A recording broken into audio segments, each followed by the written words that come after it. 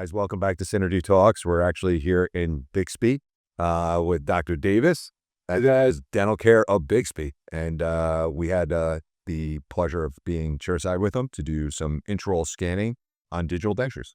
Yeah, well, thanks for coming out. I'm surprised I was able to drag you guys to Bixby, Oklahoma. Absolutely. We were hoping to come see Sylvester Stallone when he was recording, but that's what you promised us. He must have taken the day off. You took the day off, that's what it is. It's too cold. Well, yeah, we appreciate you guys coming out. I think, we got a really fun day planned. We're going to hit on a lot of different techniques, and Rico and I were just talking about some of the pain points with digital dentures, and you mentioned scanning, right? And what your doctors think about scanning. Yeah. So one of the things we hear regularly is the trials and tribulations that come from scanning, right? And the learning curve that's associated with it, right? So in our opinion is as you put that time in to really learn the process, it takes out all the variables of what the initial analog dislikes, I would say, of doing a denture, right? Yeah. And, not all scanners are made equally when it comes to digital dentures. Today we're focusing on the itero scanner, which it's a great scanner, but it's technique sensitive with digital dentures. And I think that's part of the reason you guys want to make this video is to go over those issues that most docs have, troubleshoot them.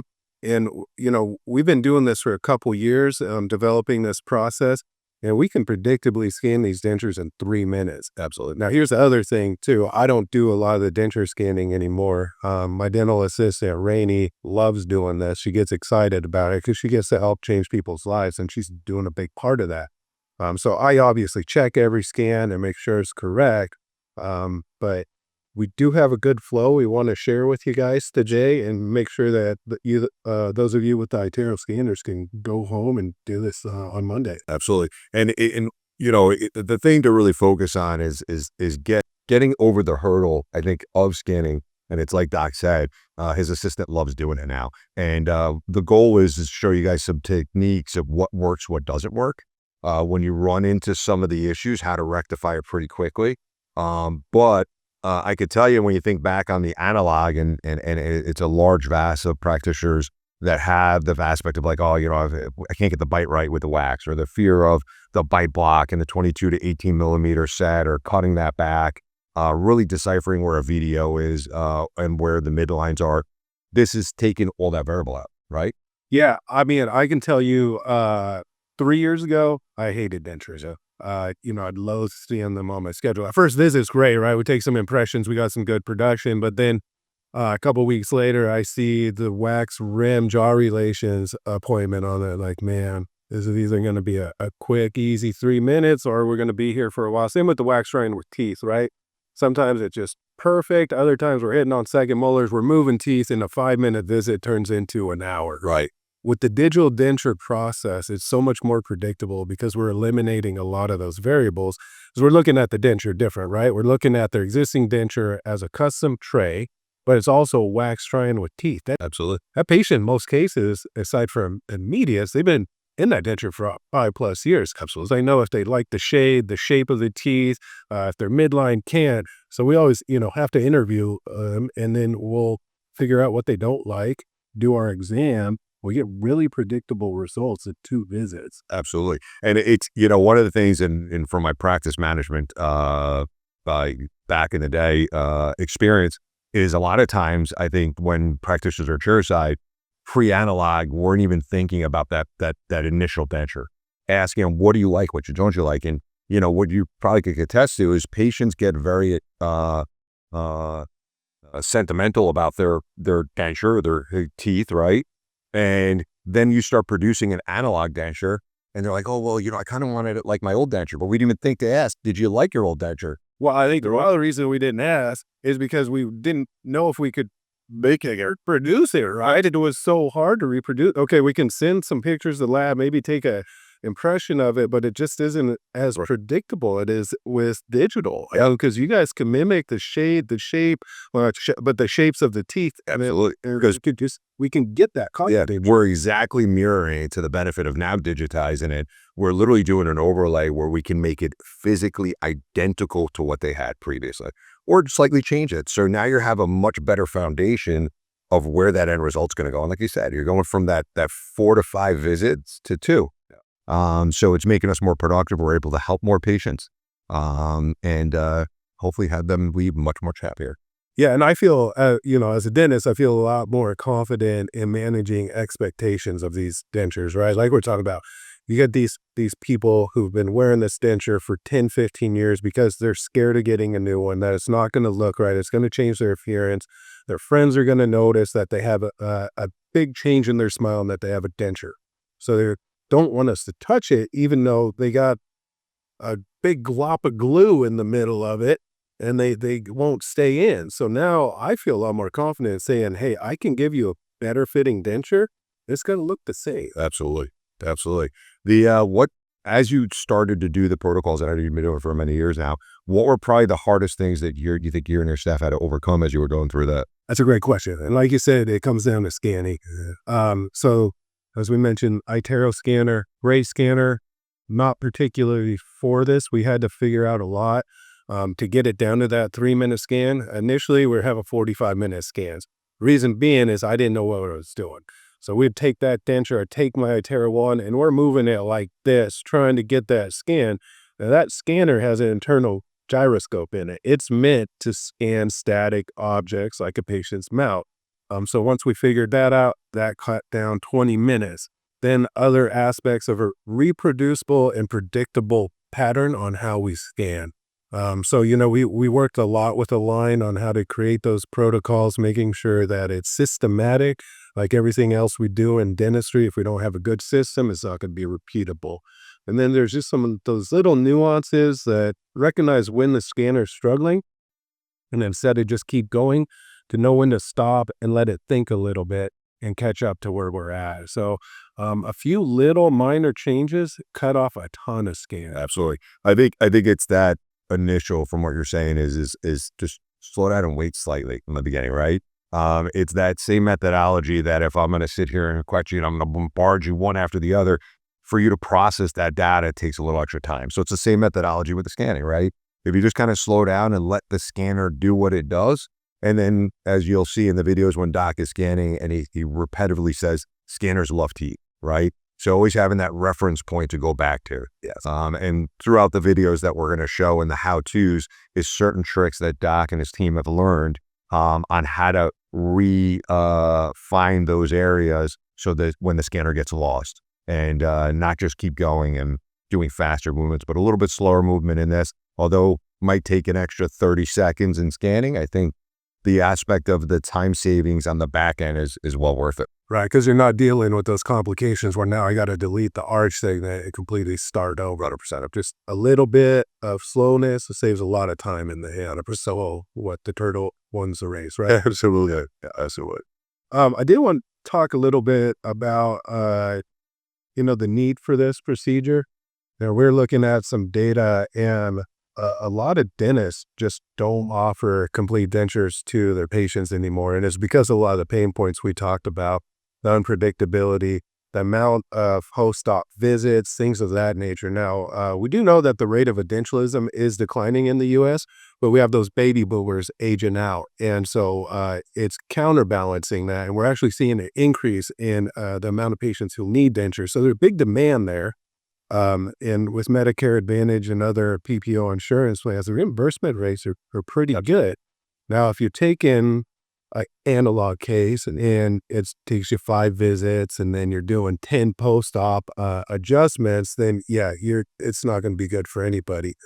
One of the things that we found, and we analyzed quite a bit of data, is on average, we're saving 3.89 visits per patient with these dentures. Absolutely. That's huge. Yes. It's huge, not only in the aspect of, obviously, of the practice side of it, right? And the cost savings of sterilization and other patients you can see in service in that time where now you don't need to see the patient as many times for a specific denture, but also the convenience for the patient. Think about it, right? In this era of now, right, where everybody's used to that instant satisfaction, whether it's, Amazon delivery much quicker or, fast food solutions. Patients want their prosthesis sooner, quicker, more efficiently. So think about that convenience and not having to take off from work 3 other times. Exactly, and there's so many, aspects of this that has been really important for my patient base. So we are in the edge of Tulsa, and so rural Oklahoma is just down the street. So I have some patients that are driving an hour and a half each way to see me. Right. We can get it done in 2 visits. That's a big change in their quality of life. Also, we have an assisted living nearby. A lot of these patients have to be transported here. That's a big ordeal. The coordination of that with the facility, making sure that that patient's healthy enough to get them here, that's hard on those elderly patients. And if we can cut down the amount of visits significantly, we just increase their quality of life. And that's what it's all about, right? They want to make sure we're taking good care of our patients. Right. Added side effect is we're also running a healthier practice. Absolutely. Absolutely, without a doubt. And at Synergy, we're a big advocate for Dentsply's product. As we were going out in the industry and we were looking for different materials, one of the reasons we went with them, not to say that, there's one material per se is necessarily better than the other, but for our opinion, the serviceability of having a Dentsply denture that you can repair and reline it in the future. We also are a little different, I think, than our competitors in the aspect that we actually mill our teeth. So we can get a little bit more characterization, we feel, with that, a little bit better aesthetics. And the nice thing about the PMMA Dentsply material that we mill out of, it's one of the few materials in the industry that is 510K FDA approved for a long-term prosthesis versus a temporary. It's also stronger than It's stronger as well too. So we don't have to bulk it up our interproximals as much. You get more individualization in the teeth because you have the strength from it as well. yeah, that is a nice it's a nice advantage of the milled teeth over the printed ones.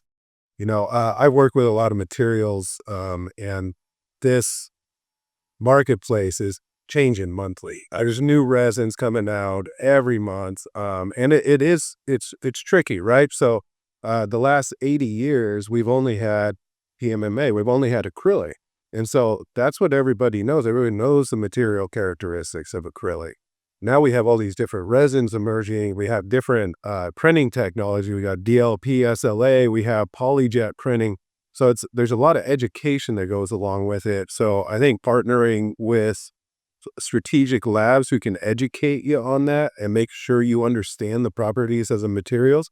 Also, we got to treat them differently, right? Like some have different water absorption characteristics. So if you soak them overnight, we're going to weaken that denture. So different patient education. So there is a lot that you need to learn to do this, but it's not going anywhere. Absolutely not. And it's like Doc said, it's one of the things that intrigues me about the industry is how fast it's evolving and how much new stuff's coming out. And every day you think you know everything. And you're like, wait, we could do that? Something else came out, right? And it is impressive. I'm very excited to see what the next year is going to bring in materials. There's a bunch of printing solutions, whether it's printing the prosthesis and the teeth all in one step, or we're bonding it after print and mill. So there's so many different options out there. And I think it's a key point, as Doc said, is really just partner yourself with a laboratory, whether it's Synergy or any other lab in the industry, that really understands their product and why they're using it, so you can have that proper support mechanism. And I think there's different products on the market depending on the dentist's comfort level. Some of us are early adopters and we're going to try those new resins and we're going to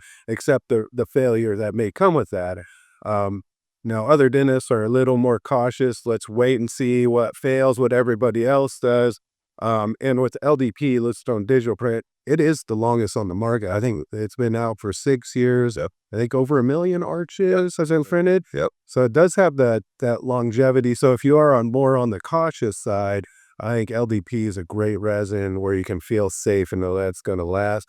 But if you're a little more open to experimenting and having some fun, there's some really great resins on the market, some other cool technologies. I use a little bit of both depending on the situation and the patient. If I have a lady that might not be the kindest and is expecting some predictable results, I'm going to use LDP. If I have a younger guy that we're just edentulated and we really want something, and I know he is open to change and risk and failure, then I might go with a different resin. Absolutely. Absolutely. One of the things we do like about the Lucitone material is that it's adaptable to their fast pour acrylic. Yeah, so we could basically, so their HIPAA material, so we could manipulate it very easily in the laboratory. Even we actually print our acrylic partials or flippers, bases, and then we'll bomb the teeth, and then we can add clasps to that, and you won't be able to decipher the difference between the conventional acrylic material, the printed material. So it gives us a lot more vast potential of what we could do within the facility. But again, like Doc said, every lab has their own benefits of what they like out of what they're using, and there's a lot of great product out there. And I think my prediction is within the next year, you're going to see a lot more resin printing manufacturers come out with really good products, whether you'll have the capabilities of customized shade, the pink, custom shading the teeth themselves, multi-layering it and not having just a bland color or a puck that is multi-layered and milling it. So I'm excited to see what the next year will bring and what other options will be. And we're always playing with new materials to make sure that we bring the best product to the industry. Sure. You brought up a good point. You did talk about milling. Yeah. And we're primarily talking about 3D print. Absolutely. Right? Now, milling's fantastic technology. Awaden, Ivoclar, they got some nice pucks, but in my experience, they're very expensive. Yes. Very strong, but they can be cost prohibitive for certain practices, especially if you are insurance-based. Fee for service, you might have a little more wiggle room with your profit for those milled ones. But I personally am doing everything printed because I am a PPO office for the most part.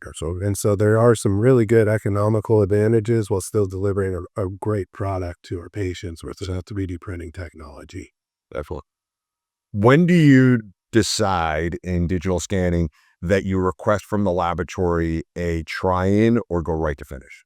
That's a great question. And that's evolved a lot since we started doing this. So, this whole process is a different philosophy. It's hard to wrap your head around at first because we're so used to that try-in being so important because there's no going back, right? Once it's processed in the analog world, if the patient's not happy, something's up, we got to start from scratch. Right. It's not the same with 3D printed dentures, right? It comes back and we're not happy with it. We can make some adjustments, rescan it, and we can do it next visit. Sorry. And so, in addition to that, when we first started doing this, I was requesting the monolithic try-in for every patient. And what we found is we were wasting a visit. Absolutely. They just fit great. Right. I'd say 95% of the time, there were no issues whatsoever. So we're like, why are we wasting an entire visit on this? The lab's wasting material on this for that 5% of cases where we actually need it. So we got smarter. If it's a really straightforward case where we're pretty happy with denture, kind of like Harry, there's some broken teeth, but the fit was not bad, right? We just did our light body impression and we're just going to make some new teeth, then that's straightforward. There's no reason to do a try-in on that. Now, let's say Harry had this horrible immediate denture, the gingiva was showing for 10 millimeters and there's a cant, midline's off, VDO's off, and we got to fix all that. Now, that's a good case to do a try-in. That's where that we're headed in the right direction. Would you agree with that? 100%. So a little bit more of the aspect of where try-ins were more prominent in the analog phase, right?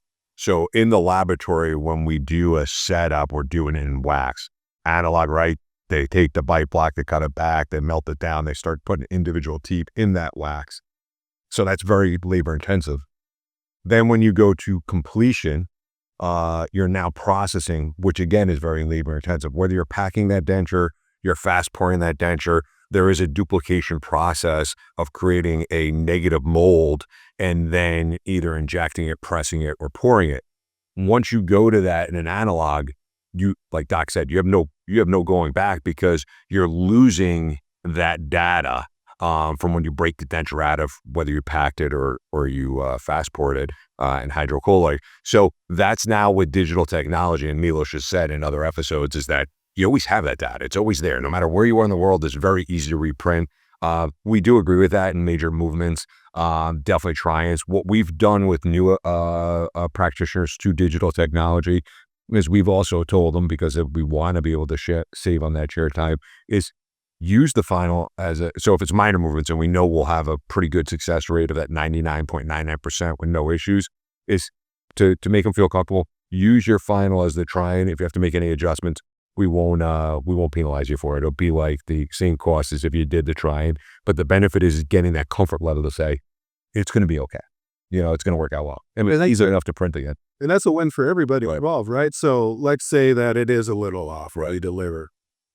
You make the changes, you scan it, but that patient's still going home with that. With a prosthesis in the mouth. Exactly. And it's probably, like we talked about, 5%. So you guys aren't wasting a ton of money on frying resin. They only have to redo it once every, It's a win-win across the board, because when you amateurize out the cost for that less than 5%, we're all winning, right? We're not wasting trying material. And the crazy thing is that the trying, even though it's all two shaded for Dentsply, when we do our tryings, the patients look at it and love it. And they're like, well, this is a solid structure. I would love to wear it home, but then it's two all the way through. So that's why we're, specifically, if we know we'll have that success rate, we call the office up and say, hey, let us do this out of a flannel material with the pink and the two shaded teeth. And like I said, if we have to remake it, it's easy enough. We have that data, so why not? That's one of the things I really love about this process is it's really a win-win-win, right? The station's winning all the way around, the offices too, because we're cutting down chair time, and then the lab is as well. Less labor intensive, better margins for you guys, better margins for us, and a better experience for the patient. Yeah. We when you look at our facility, and 98% of our restorative that goes through Synergy today is digitized in one way or another. Wow. Yeah, there's a lot. Yeah, I've been a lab owner myself for since 2014. I've managed a laboratory 8 years prior to that, and 8 years prior to me starting Synergy, it was very analog. And I tell everybody today, when you walk through Synergy's facility, because we are so digitized, we would have needed a minimum of 3.5 times more staff to do the volume that we do today, because we rely so much on the printers, we rely so much on the mills, and it has improved the consistency and quality. A remake factor for a laboratory, or the acceptance remake factor for a laboratory in an analog basis, is 4% or less. As you digitize, we're at less than 1% remake, because of the data we're getting is so much less variable, right? Think about it. You're chairside, you're scanning, you're getting a visual image of exactly what you're getting, right? You can't always see that in the conventional impression. But then think of the next step, the variables that come through the pour up process, the expansion of the stone, investing, divesting, how many times and how many things can go on, right? I think another great point to this too is, with this digital process, I can pick the best lab in the country. So I used to practice in Las Vegas for about 8 years. During the summer, I'm not putting anything on a UPS truck that has wax in it. I'm not sending it to New York. It's not going to be in the same state by the time it gets there. But now if I'm practicing in Vegas and I know I want to use Synergy, I have no problem with that, because it's a digital file that you guys are going to get instantaneously, and then you're going to ship a solid product back. So I think that's a real key to opening up the doors to working with the best of the best. Absolutely. There was another point I wanted to make there. I can't remember. Oh, also, with the materials, the fit, right? Right. So there's so many intermediate kind of issues that can occur when we're going analog. We know PVS shrinks, and we deal with that a little bit in this process, but more so it's pouring it up too, right? Yep. Depending on how the technician mixes that stone, it can impact the fit significantly. And we're not making it right off the PVS. Now we're making it off a model. Right. Off the PVS. Yeah. And then the secondary part to that is that climate affects that as well too, right? Humidity in the air for your powder to liquid ratios. And that's why we've had such significant decreases in remakes, because we're taking that variable out. It's the whole reason, why we made that investment back in 2014 to digitize the process. And the truth is, when we first started Synergy, we didn't print anything that come out of a machine. We didn't manufacture anything that didn't come out of a machine. So it didn't come out of a mill. At the time, printing wasn't as prominent in the industry. We didn't produce it because we saw the value of investing in digital technology and what it could actually put us. I think that's a good theme for this, right? Eliminating variables. Absolutely. So in the lab, chair side with techniques, there's just so many variables where things could go wrong that we're taking away. Sure, there's still some, but significantly reduced. And I think that's why we're seeing the really impactful changes on remakes, and same with fit too. When we're first doing this, I deliver a denture, and then a couple of weeks went by. I was like, hey, where's Harry? Like, I haven't, why hasn't he been in? Right. somebody should call him. Did he lose the denture? Is he not wearing it? Like, what's going on? We call Harry. He's like, yeah, everything's good. I did a great job, but Yeah. okay. We have a practicing partner in New York, and we introduced them to digital flexis and digital dentures. And one of my techs went to go visit him the other day. Long lasting client for us, and he's like, "The sad thing is, I don't know my patients the way I used to, because I used to see the patient, 5 or 6 times, while making a denture, and now I'm, scanning them, and then I'm delivering, and then I'm done." He's like, so, and he's like, my patients are static. I'm happy because I can see and service more patients.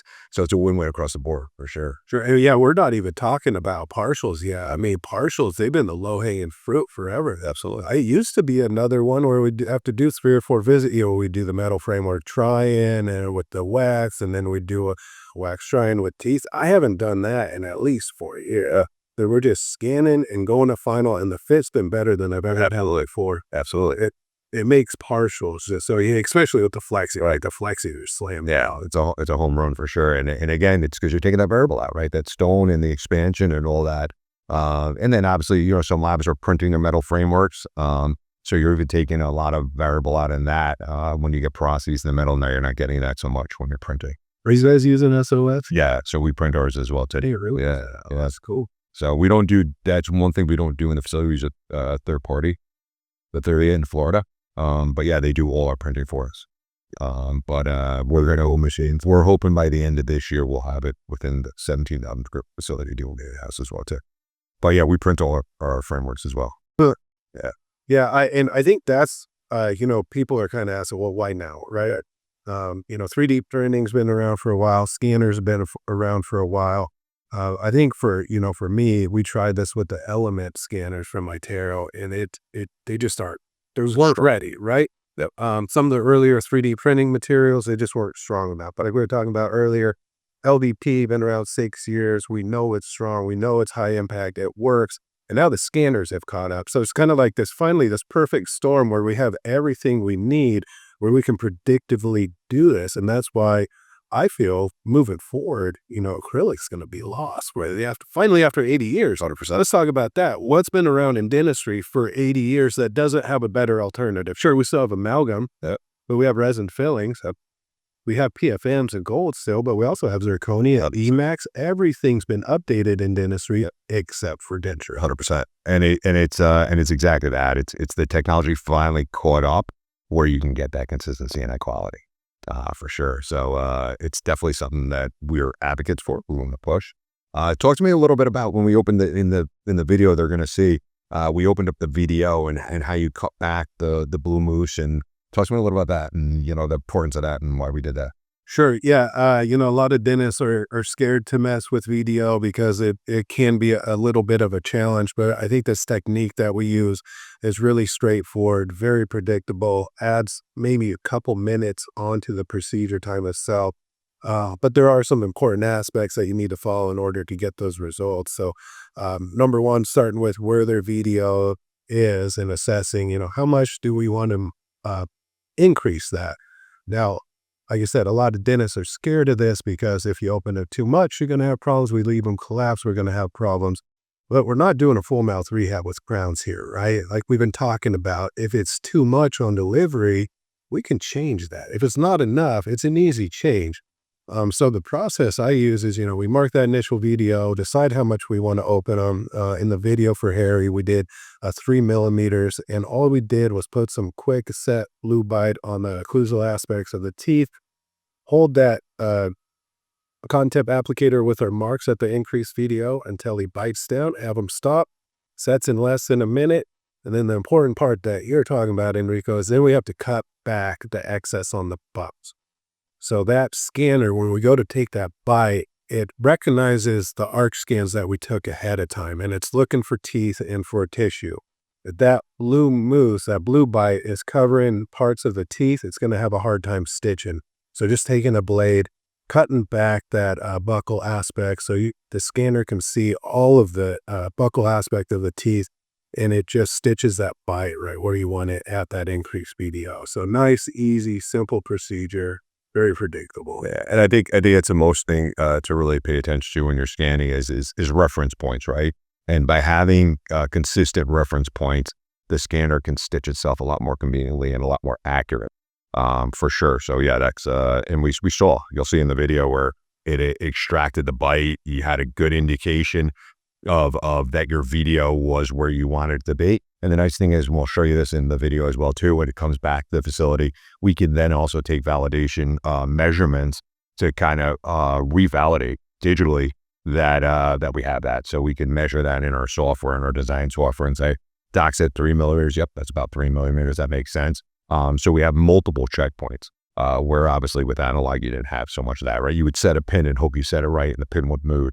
When you were doing a wax setup analog versus now digitally, it's fixed, it's there, and we have all the measurements. There's a lot more tools to make sure we're double checking that it's absolutely. I didn't relate to do that. It's awesome.